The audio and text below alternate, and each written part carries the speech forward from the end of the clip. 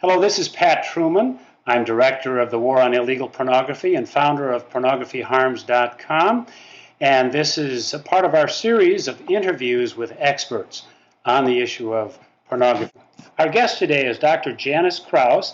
She is a senior fellow of the Beverly LaHaye Institute in Washington, D.C., a prolific author, and a recognized international expert on the subject of sexual trafficking of women and girls. Janice, welcome to this event. Thank you, Pat. It's always great to be with you. Well, it's good to have you. I wanted to have you on this interview because you've dealt so much with the topic of sexual trafficking and even trained people on sexual trafficking both in this country and other countries. I am concerned about the issue of pornography leading to more sexual trafficking. But first, put in perspective, how bad is this issue of sexual trafficking in this country?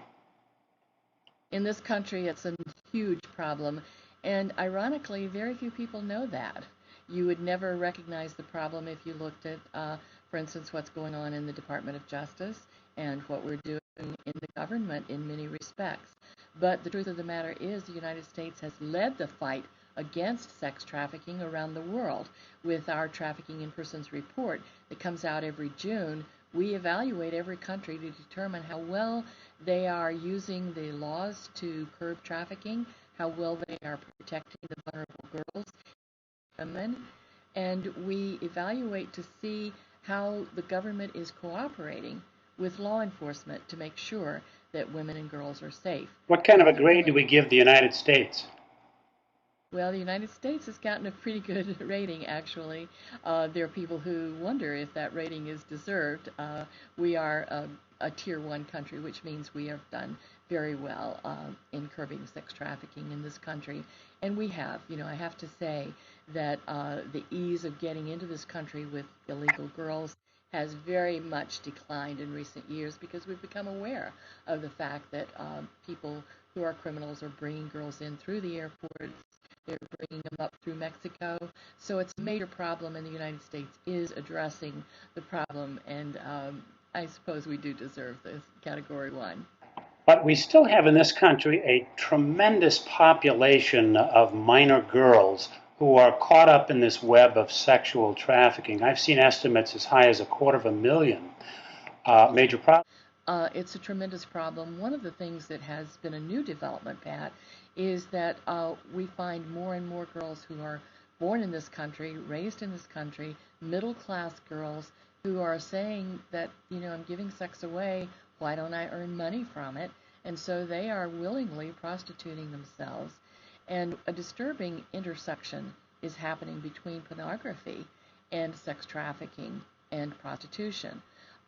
Those things are so intricately linked that it's almost impossible to separate them out because we find that the people who go to prostitutes are using pornography as a form of self-stimulation before they encounter the girls.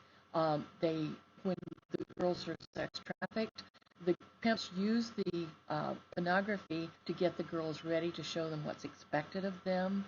We also find a real problem today in that college students are more and more using pornography as a way to train girls for what they want them to do.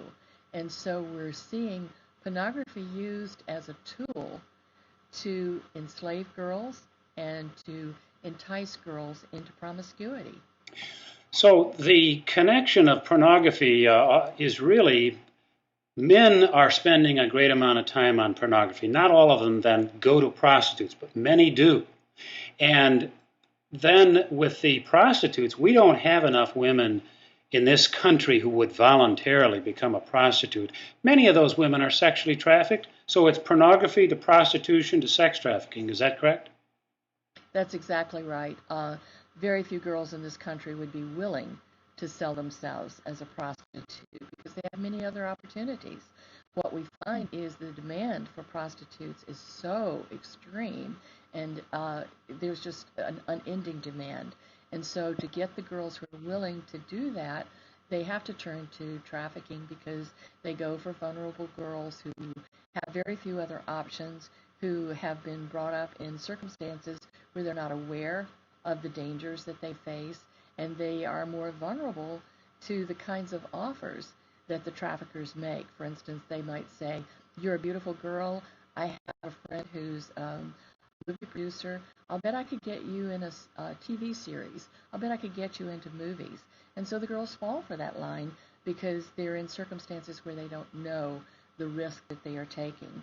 Or they might say, "I've got a job waiting for you where you could send money back to your parents." And so they use those enticements to get the girls to go with them. And then once the girls are with them, they use the pornography to break down the girls' natural resistance and their modesty.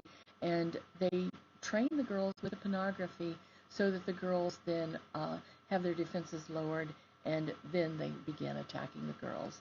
And the girls then are under assault, and they end up, many of them, servicing up to 30 men a night, day in and day out. Just terrible. Janice, we have to wrap up. I'm sorry, we have to wrap up here, but you and I are an ally in attempting to get the federal laws against illegal pornography, adult pornography called obscenity, enforced. Because now we have this free-for-all, and people don't realize that much of what they're accessing on the internet, on cable and satellite, etc., that's illegal material. And if the Justice Department would enforce the law, things would be different. That would have an impact on sex trafficking, would it not? That would have a dramatic impact. And what a lot of people who are viewing these movies don't realize, many of those girls are trafficked girls. They're not there voluntarily. They're doing that because they don't have an alternative. Somebody is there forcing them to do it. And often it's the traffickers are getting the money. The girls aren't even getting paid for what they're doing. Our guest today has been Dr. Janice Crouse of the Beverly LaHaye Institute here in Washington, D.C. Janice, thank you very much for being with us. It's my pleasure. Thank you. Hope to be with you again. Thank you.